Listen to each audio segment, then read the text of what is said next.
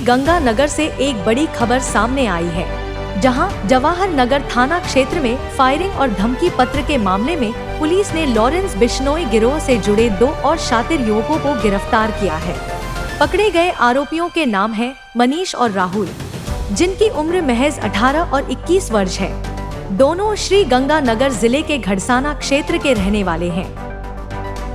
यह पूरा मामला 27 और 28 मई की रात का है, जब एक प्रॉपर्टी डीलर के घर को निशाना बनाकर फायरिंग की गई और घर के बाहर धमकी भरा पत्र तथा जिंदा कारतूस छोड़े गए। पत्र में फिरौती की मांग की गई थी और रकम न देने पर जान से मारने की धमकी दी गई थी। इस सनसनीखेज घटना के बाद से पुलिस लगातार जांच में जुटी हुई थी। जांच के दौरान एक और चौंकाने वाला तथ्य सामने आया कि इससे पहले मार्च महीने में भी ठीक इसी तरह की वारदात हो चुकी थी, जिसमें धमकी और कारतूस का वही तरीका अपनाया गया था। यानी गैंग पहले से ही इलाके में सक्रिय था और यह घटना कोई इत्तेफाक नहीं, बल्कि सोची समझी साजिश थी। पूछताछ में बड़ा खुलासा हुआ है कि गिरफ्तार युवक न केवल लॉरेंस बिश्नोई गैंग से जुड़े हुए हैं, बल्कि उन्हें इस गिरोह के लिए फिरौती की रकम इकट्ठा कर हवाला के जरिए विदेश भेजने की जिम्मेदारी दी गई थी।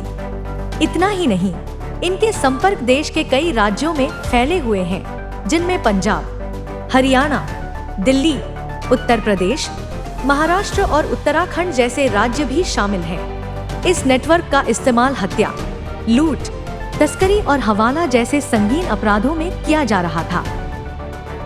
अब पुलिस ने इस मामले में संगठित अपराध के तहत एक नया केस दर्ज किया है, जिसमें गैंग के अन्य बड़े नाम जैसे लॉरेंस बिश्नोई, कार्तिक जाखड़, अनमोल बिश्नोई, अमन साई और अरुण को भी आरोपित बनाया गया है। इन सभी के खिलाफ सख्त कार्रवाई की तैयारी चल रही है।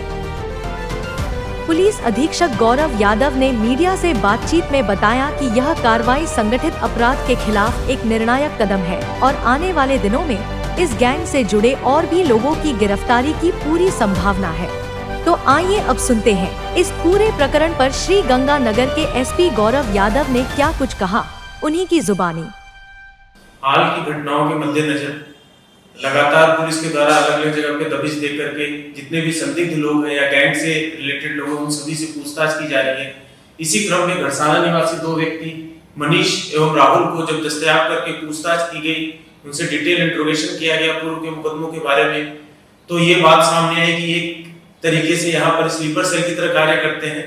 साथ साथ अलग अलग समय पे गैंग वालों को रुकने का या अलग अलग व्यवस्था कराते हैं और इसके साथ साथ पैसे का भी आदान प्रदान इनके द्वारा किया जाता है लगातार। इस तरीके की बात सामने आने पर एक 111 बीएनएस में मुकदमा दर्ज किया गया, जिसमें इन दोनों को इनके साथ जो अन्य गैंग के मेंबर थे जो गैंग संचालित कर रहे थे, उन सभी को नामजद किया गया है। इस गैंग के बारे में पूरी तरीके से जानकारी प्राप्त करके जो भी व्यक्ति इस गैंग में सम्मिलित होगा, उन सबके खिलाफ कार्रवाई की जाएगी।